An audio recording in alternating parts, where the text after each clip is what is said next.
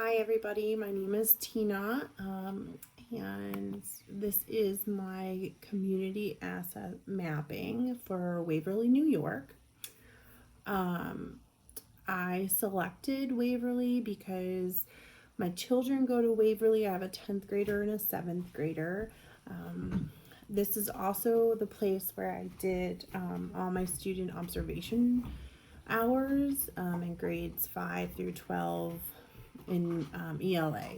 So I felt like it was really important to connect with that school district. And one day I hope to actually teach there. I really enjoy the school board, and I trust the superintendent is doing the best he can do for us as a community and as for my children. They really, really like him, and I feel like it's a good place probably to work and to have my children going to school there. There's a vast majority of opportunities for them. So with that, the first thing I'm going to talk about is the community mapping aspect of it.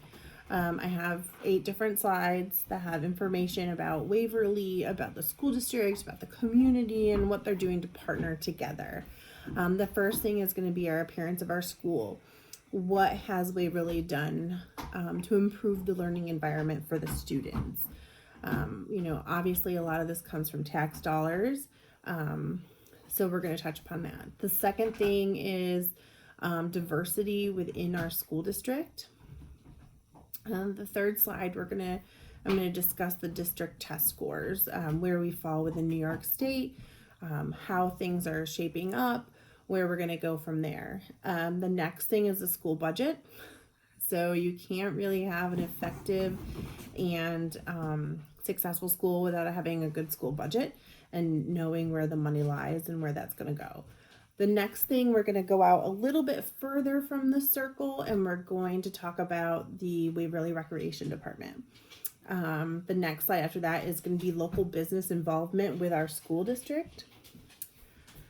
The next thing is going to be community outreach. What is Waverly doing to help the students?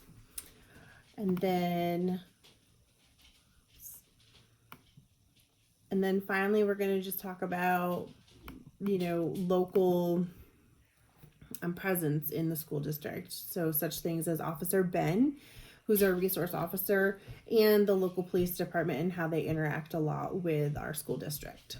So with that being said, appearance. The first thing we're going to talk about is 2015, the school district put in a new library system. They call it the Learning Commons.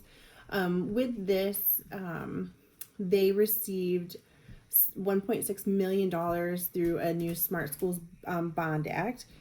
With that money, they were able to transform our library into a meeting space / computer lab space, where it could help the students and the faculty interact with each other and have really good collaboration. It's a little bit different than your typical table and chairs. They were able to, there's different seating arrangements and able to collaborate with each other. And within this Learning Commons, which is the most cool thing, is that there's the new broadcast station.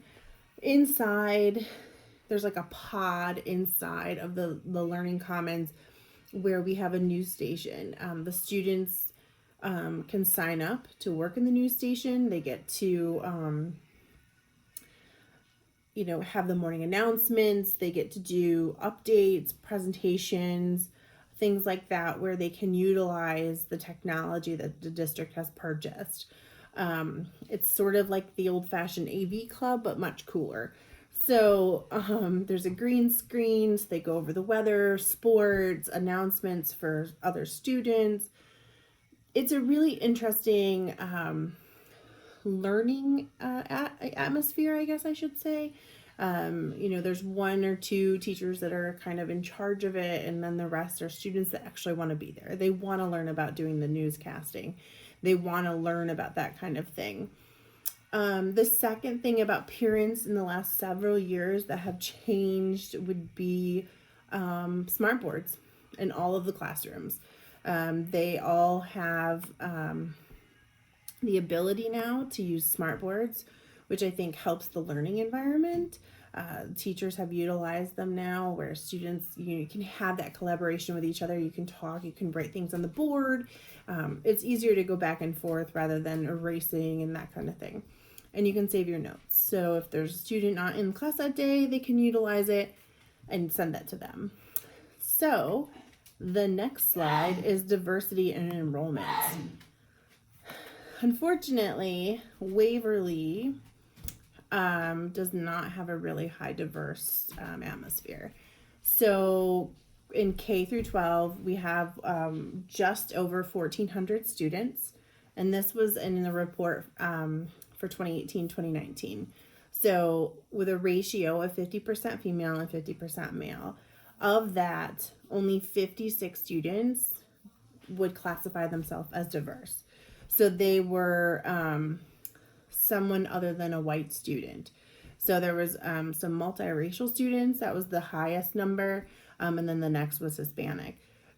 So as you can see, it's probably really difficult for teachers right now in Waverly to encourage being acceptance, and being able to talk to students about diversity. I actually think, on a side note, although it's not reported, I think we are more diverse in sexuality than we are in cultural diversity. I know for a fact in my kids' classes alone, there are several gay or lesbian students, and there are also several transgender students. So I would really love to see some further information on that. Maybe that'll come out in time. The next slide we're going to talk about is test scores. Where does Waverly stand within, comparison to the rest of the New York State? So with that being said, I went off the data for grades 3 through 8 for ELA because that's where I want to teach. And this is the information from 2019.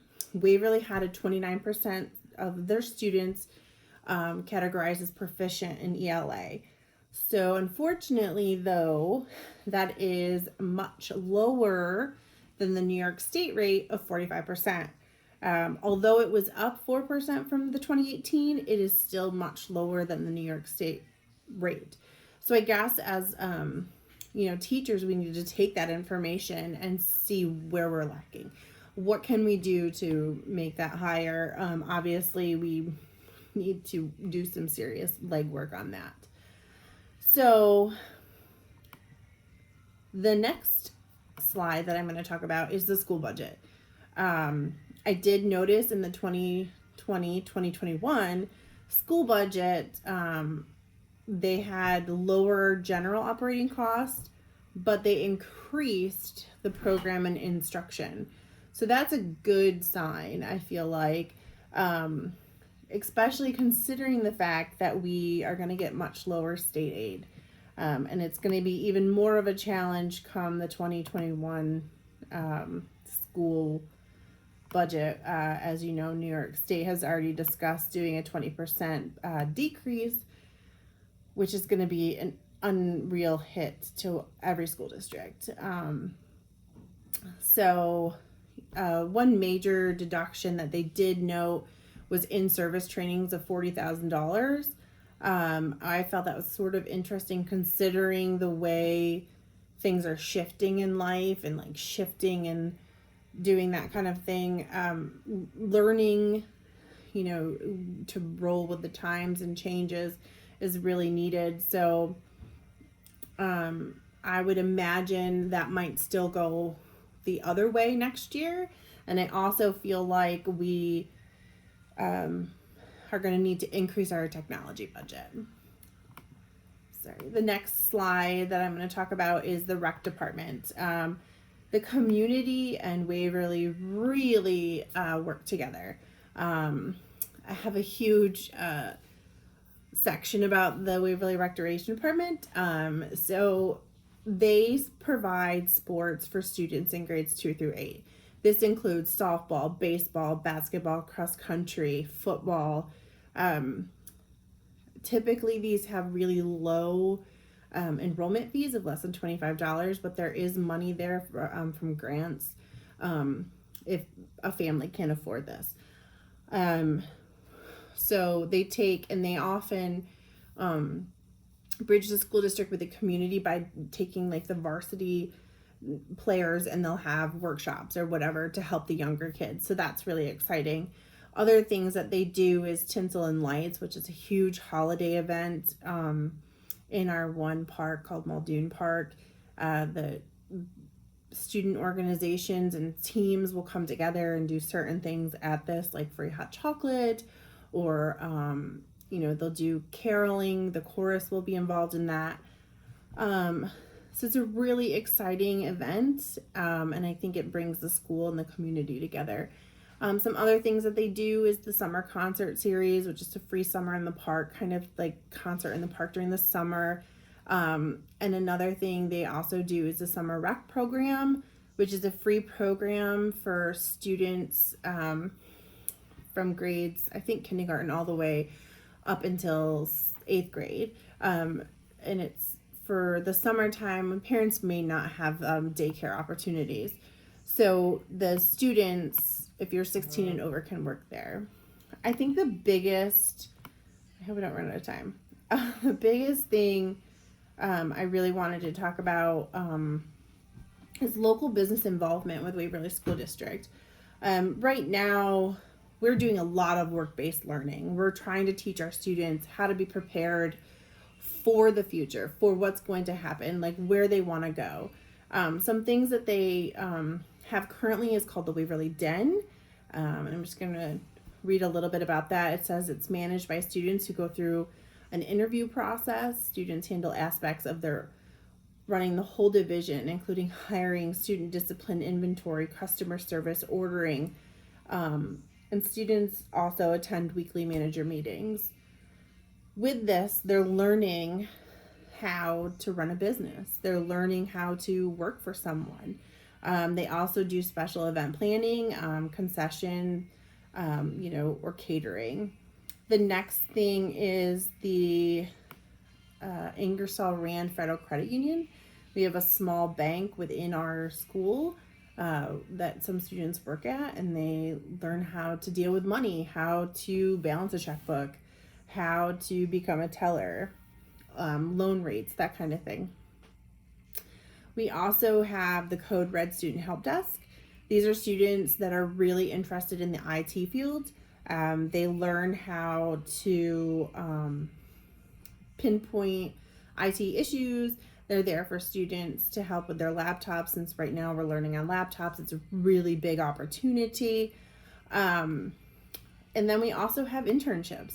We have so many businesses around the valley that are willing to work with us, that are willing to provide students, basic jobs to learn just basic skills to go further in life. With the, work-based learning, I think, you're helping students by having on-the-job experience. You're engaging them in real life work experience. You're helping them develop positive and stable working habits. It's really important, I think, for people to realize that you need to be dependable and things like that. And it could even help them realize their future goals and what they might want to do. I do know one student who works in the Waverly Den, and he wants to be a chef someday. So he's getting that basic knowledge. The next thing is our community outreach. Waverly does have a few things that we do. We have a reach program, we have a winter circle project, and then we also have the community garden. The reach program was We were awarded by the Cornell Cooperative Extension of Chemung County. They provided us with enough money to run an after-school program for grades 3 through 8. It's a free program for all students in those grades. This program allows students to work on enrichment classes. So they're learning how to cook, they're taking art classes, they're doing band. So they're really starting to be able to pinpoint things that they might be interested in. The next thing that we also do is the Winner's Circle project. This is 25 students are working on a race car that will be used in NASCAR in Watkins Glen. They received a car kit from the Dyson Foundation, and from there they will build it from the ground up. They will build it, design it, and market it. And then the car will be raced at NASCAR in Watkins Glen. And the final thing is the community garden. Students are providing a helping hand with the local Methodist church to have a garden, and then the food then in return goes to the local food pantry. So that is just a few of the community outreach items. The final thing we talked about, I pinpointed, was Officer Ben, our resource officer, and the presence of the Waverly PD. They come in, they talk to students about future goals. Officer Ben was a SWAT officer, so he talks to them about the military and what is possible if they take that path. So I think there's a lot of growing and availability within Waverly School District and in our community.